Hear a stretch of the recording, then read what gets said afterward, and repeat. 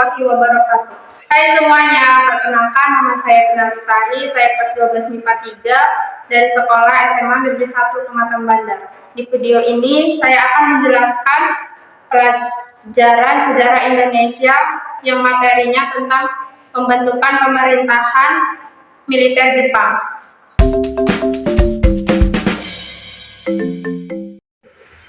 Sejak menduduki Indonesia, Jepang mengubah Indonesia menjadi negara yang bercorak militer. Jepang membagi Indonesia menjadi 3 pemerintahan militer. Pemerintahan militer Angkatan Darat untuk Sumatera. Pusatnya di Bukit Tinggi. B. Pemerintahan militer Angkatan Darat untuk di Jawa dan Madura. Pusatnya di Jakarta. C. Pemerintahan militer Angkatan Laut untuk daerah Kalimantan, Sulawesi, dan Maluku. Pusatnya di Makassar.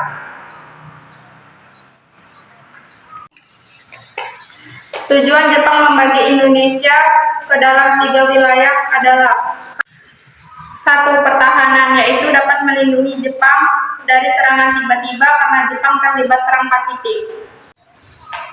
2. Pendukung, yaitu memanfaatkan sumber daya alam yang ada. Sedangkan susunan pemerintahannya yaitu: 1. Panglima Tentara atau Seikoshikikai, dijabat oleh Jenderal Hitoshi Imamura. 2. Kepala Pemerintahan Militer, dijabat oleh Jenderal Seijaburo Okesaki. 3. Koordinator pemerintahan atau gubernur Jepang juga membentuk polisi militer dengan tujuan untuk kepentingan Jepang, yaitu mempertahankan Indonesia dari sekutu dan membantu Jepang menghadap sekutu dalam Perang Asia Timur Raya dan dikirim ke daerah perang di luar negeri. Sejak membentuk pemerintahan militer secara perlahan, Jepang melakukan perubahan seperti: 1. Menetapkan lagu kebangsaan hanya Kimigayo. 2. Rakyat dilarang mengibarkan bendera merah putih. 3. Rakyat harus merayakan hari lahirnya Kaisar Hirohito. 4. Mewajibkan menggunakan bahasa Jepang.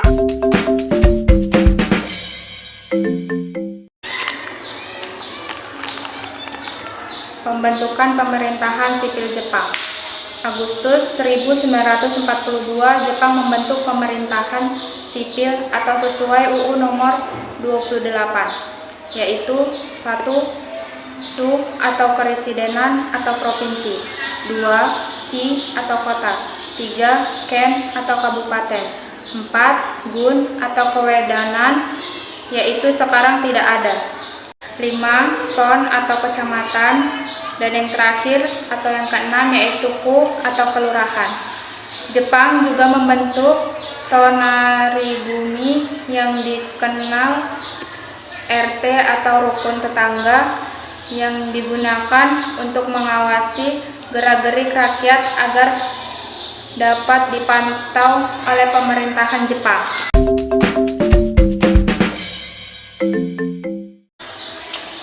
Nah, sekarang kita akan masuk ke organisasi pada masa penduduk Jepang. A. Bersifat sosial kemasyarakatan. 1. Gerakan 3A atau yang dianggap selesai. 2.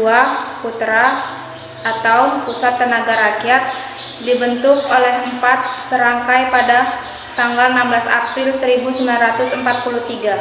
Tujuannya membangun dan menghidupkan kembali segala sesuatu yang telah dihancurkan oleh Belanda. 4 serangkai yaitu: 1. Insinyur Soekarno, Muhammad Hatta, KH Dewantara, dan KH Mansur. Tanggal 1 Maret 1944, Putra dinyatakan bubar karena telah dimanfaatkan oleh pemimpin-pemimpin nasional untuk mempersiapkan ke arah kemerdekaan, tidak digunakan sebagai usaha menggerakkan massa untuk membantu Jepang. Ternyata sikap dan tindakan pemimpin nasionalis tercium oleh Jepang, sehingga Putra dinyatakan bubar oleh Jepang. 3. MIA 1 dan Masyumi atau Majelis Islam ala Indonesia. Kembali diizinkan aktif pada 4 September 1942 oleh pemerintahan Jepang yang sebelumnya dinonaktifkan Belanda. Perkembangan MIA 1 tidak memberi kontribusi terhadap Jepang. Hal tersebut tidak sesuai harapan Jepang sehingga November 1943 MIA 1 dibubarkan. Sebagai penggantinya, Jepang membentuk Masyumi. Masyumi berkembang cepat. Di setiap keresidenan ada cabang Masyumi. Oleh karena itu, Masyumi berhasil meningkatkan hasil bumi dan mengumpulkan dana. Perkembangan ini membawa Masyumi semakin maju dan warna politiknya jelas. 4. Jawa Hakokai dibentuk oleh Jepang pada 1 Maret 1944. Jawa Hakokai benar-benar organisasi resmi pemerintah. Oleh karena itu, pimpinan pusat Jawa Hakokai sampai pimpinan daerahnya langsung dipegang oleh orang Jepang.